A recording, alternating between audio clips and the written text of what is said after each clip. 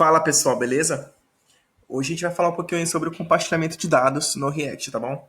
No React, no React Native, né? Tanto faz, é a mesma coisa, tá bom? E hoje o exemplo que eu vou dar, inclusive, vai ser com React, tá? Não vai ser com React Native, tá bom? Mas não tem diferença nenhuma. Então é o seguinte, hoje a gente vai falar um pouquinho aí sobre as props e o Redux, que é que esses dois caras têm em comum, né? As props, elas nada mais são do que propriedades, né? Somente a nível de leitura, tá? Então elas são imutáveis. E elas são usadas para você basicamente mostrar esses dados que você tem, essas propriedades na tela, tá bom?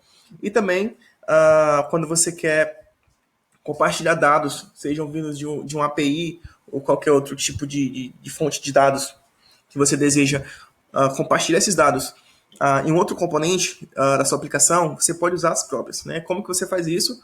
Através de uma árvore de componentes. Né? Então, imagina que você tenha um componente Py, onde você faz a requisição para um API, né? Você recebe os dados dessa API e depois você precisa acessar esses mesmos dados no componente filho. Então você não vai fazer uma requisição novamente para poder conseguir esse acesso, né? Você simplesmente pode compartilhar esses dados através das props, tá bom? Agora eu vou explicar para vocês como que funciona na prática. E o Redux é uma biblioteca, né, de gerenciamento de estado, tanto para o React quanto para qualquer outra biblioteca ou framework que queira usar, né? E inclusive tem essa parte em comum de compartilhamento de dados, tá bom? Que trabalha de uma maneira totalmente diferente, né? Então vamos lá. Na prática aqui, deixa eu só cortar esse cara aqui. Eu já tenho uma aplicaçãozinha aqui rodando, tá? Só tem um botãozinho aqui de adicionar produtos, tá bom? Eu vou mostrar aqui para vocês.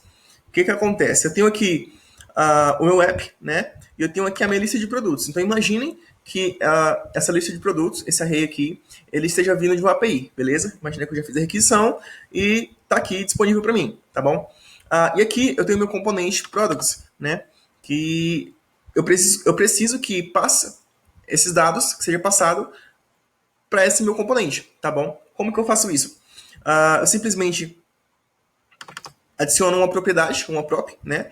No meu componente, o nome que você desejar. No caso eu coloquei products, pode ser products mesmo, tá bom? Mas eu vou deixar products. E aqui eu estou passando os dados que estão vindo da minha API, né? Então, é simplesmente assim, né? Você simplesmente passa através de uma propriedade, tá bom? E aí, no seu componente, você vai acessar esses caras aqui. Como que você faz isso? Eu já estou com ele aqui aberto, tá bom?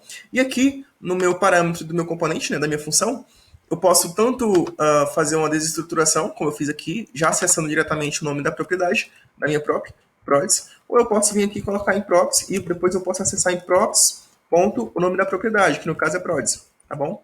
Eu vou deixar a desestruturação mesmo, tá bom? E aí, eu estou dando um console.log aqui em prods, tá? E vocês podem ver que se eu... deixa eu vir aqui. Só um instante. Vocês podem ver aqui que já vai estar funcionando, tá bom? Aqui, ó. Já está aqui. Por quê? Eu estou dando um console.log aonde? No meu products, né? Aqui no app não tá acontecendo isso. E aí, eu já estou tendo acesso a esses mesmos dados em um componente filho, né? E se eu tivesse um outro componente filho do filho, né? Vamos dizer assim. Então, no caso, o componente neto, né?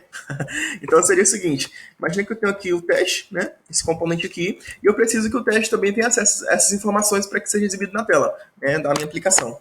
Eu poderia colocar novamente algum nome de uma propriedade.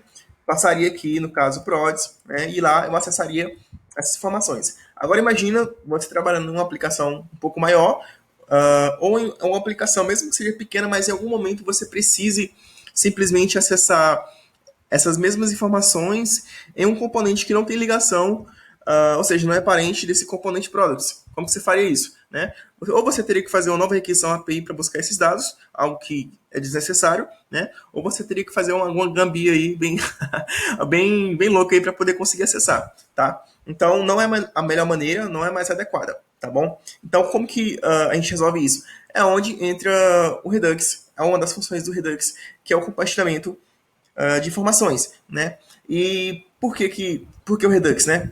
Simplesmente, primeiramente, por questão de mercado. O mercado adotou o Redux, né? E aí é algo que, sei lá, por mais que tenha pessoas que não gostem tanto, mas é uma solução aí que de certa forma é muito boa, né? E é o que o mercado mais usa. Então, às vezes, você tem que se adaptar, beleza? E o que acontece? O Redux tem como um dos principais conceitos a questão de uma única fonte de verdade, né? No caso é a store, no caso a loja, que fica armazenado todas as informações em um objeto né? Só um objeto. E no momento que você quiser, você pode acessar as informações de onde você quiser, tá bom? Em qual componente você quiser, mesmo que eles tenham ligação um com o outro ou não. Então isso já resolve a questão das props. E você não precisa ficar passando as propriedades de componente pai para filho, para neto, enfim, não precisa disso. Você pode acessar em qualquer momento da sua aplicação, tá bom? Então, como que a gente faria isso? Né? Aqui vocês podem ver, já estou com a configuração do Redux toda pronta, tá bom? E aqui eu estou usando o Use Dispatch e o Use Selector, né? Esses dois caras aqui, se você ainda não viu essa questão dos hooks, né? Você pode dar uma olhadinha, mas depois eu vou gravar um vídeo específico sobre isso. Mas isso aqui, praticamente, esses dois caras, eles substituem aquela configuração que a gente fazia quando a gente usava classes no React, aquela map state to props e map dispatch to props, se eu não me engano, né? Então fazia toda aquela configuração, agora basta usar esses dois caras aqui. Como que a gente usa eles, né?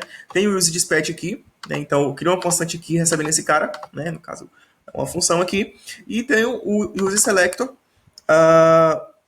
que eu posso ter acesso às propriedades aqui do meu estado. No caso aqui, eu quero ter acesso à propriedade products, né? Que é o cara que recebe as informações, é o objeto, objeto não, o array um array é um objeto, né? Mas é um array que recebe as informações e disponibiliza isso para toda a aplicação, tá bom? E como que ele faz isso, né? Vocês podem ver que eu estou criando aqui o nome dessa propriedade.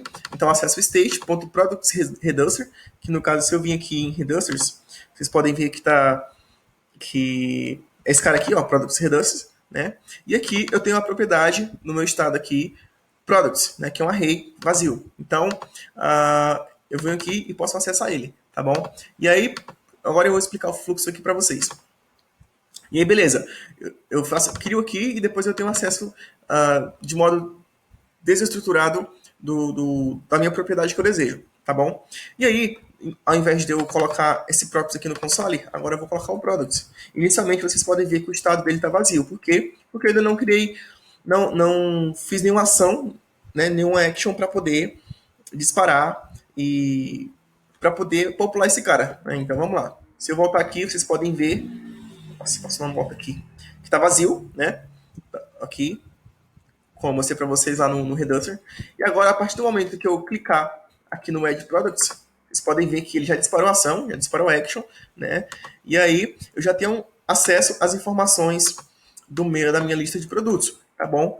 Ou seja, eu já tenho acesso a esse cara aqui, né? Porque eu disparei um action através aqui da minha função do onAddProducts, né? Então eu dei um dispatch, chamando aqui a minha action getProducts. Se eu vir aqui nas actions,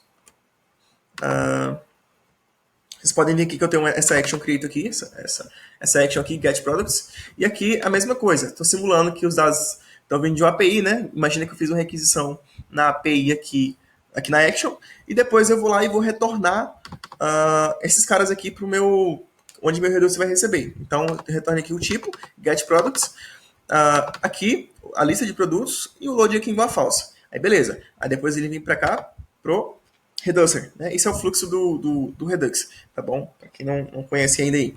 Então aqui eu tenho o estado inicial, products, o loading igual a true, e aqui ele faz a verificação, ó. Beleza, verifica o tipo aí. Se o tipo dele for igual ao getProducts, então o que você vai fazer? Vai me retornar esse cara aqui, né? Então, ou seja, o products aqui, que é esse mesmo cara, vai receber a action.products, né? Então já recebeu os dados que veio da API, beleza? Então, depois que ele recebe, isso vai ficar disponível na minha store, ou seja, vai ficar disponível em toda a minha aplicação. E se caso eu quiser acessar esses produtos em algum outro componente que não tenha ligação com componente de products ou qualquer outro, eu posso simplesmente acessar no momento que eu quiser, tá? Então, isso aí é uma das vantagens aí do Redux, né? A outra vantagem aí é exatamente a questão de gerenciamento do estado, porque eu estou fazendo todo esse gerenciamento através do Redux. Então, quando eu disparo uma ação, eu vou lá e altero o estado de quem? Eu altero o estado da minha lista de produtos, né? Então, o que é essa questão do estado, para quem não sabe aí? É simplesmente a alteração do valor de uma variável, tá? Então, imagine o seguinte, imagine que você tem uma variável ali, uma variável que ela recebe, ela é true, né? Então, ela é booleana, por exemplo, loading. E aí, quando eu quero simplesmente alterar o valor dela para false, eu simplesmente estou alterando o estado dela, de true para false. Tá? Então imagina o seguinte, é a mesma coisa de você criar aqui, sei lá, let, teste, recebe, true, né? E aí você faz alguma ação, faz alguma coisa lá e depois, dentro de alguma condição, você vai lá e teste, recebe, false. Seria a mesma coisa. Você está atribuindo um novo valor para ela. Tá? Então você está alterando o estado dessa variável. É simplesmente isso. Tá? Então, fui lá, fiz a alteração e eu posso receber em qualquer lugar. Então, assim, essa é uma das vantagens. Aí a questão de você usar os props e você não usar o Redux, como que você faria essa alteração de estado que eu fiz aqui, né? Tem um outro carinha chamado useState, né, do React, que é um hook do React aqui, que você faz o uso da, dessa, dessa alteração, né, dessa manipulação de estado. Que quando você tinha classes, você simplesmente tinha um state, né? Imagina que seja uma classe, e era um objeto com várias coisas lá. Então pode ser sei lá, client aqui, né? E aí esse client tinha um outro cara aqui, name, né? ID 1, name aqui, Luiz, né? Esses dois caras aqui. E aí quando você disparava alguma ação do botão, por exemplo, o que eu fazia? Eu tinha um método aqui chamado setState, né? Esse setState aqui, ele simplesmente recebia aqui o parâmetro e eu queria alterar, por exemplo, o client. Então eu colocava client aqui, que era referente a esse cara aqui, e eu adicionava um novo valor a ele que eu queria. Então simplesmente você alterava o estado assim. Com o useState, é a mesma ideia, tá? Só que ele trabalha de maneira diferente. Depois eu vou mostrar para vocês como que isso funciona, tá bom? Mas, no geral, é assim basicamente que funciona, tá bom? O compartilhamento de dados com as props, né? De um componente pai para um componente filho, ou componente neto, seja o que for, e assim que funciona o compartilhamento de dados no Redux, tá bom? Então, basicamente, se eu quiser acessar, por exemplo, esses dados em um outro componente, bastava eu fazer novamente o uso do user selector aqui, né? Em um outro cara, para eu poder ter acesso à minha lista de produtos. Beleza? Pessoal, é isso por hoje. Espero que vocês tenham gostado, espero que tenha ficado claro para vocês, tá bom? E se possível, revisem isso, façam de maneira diferente, façam mais uma vez e mais outra, para que realmente possam fixar isso na mente de vocês, tá bom? Porque fazer só uma vez aí, a gente acha que aprendeu, mas quando for amanhã já esqueceu, tá bom? Até rimou. Então é isso, pessoal, valeu e é nóis.